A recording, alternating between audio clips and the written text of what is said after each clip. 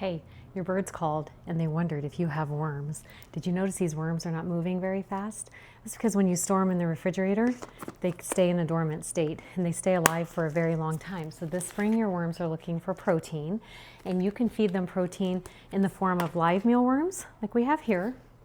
And you can do live mealworms in like a little dish that has holes in the bottom, so if it does get wet, it drains out. You can also do dried mealworms right here from For the Wild Birds. It's a refillable plastic tub there.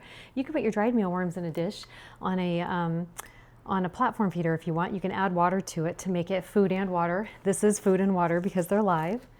This one is just food, so you add some water to it to make it food and water. You can also get one of our seed blends that has the mealworms right in there with it, along with a bunch of other protein and nuts and seeds in there that they would like as well. And just know that our dried mealworms come with a refill program where you pay less to get it refilled.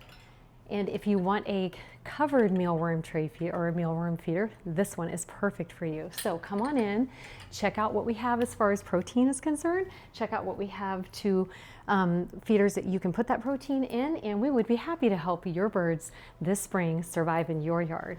Thank you so much for supporting us here at For the Wild Birds. Have a great day.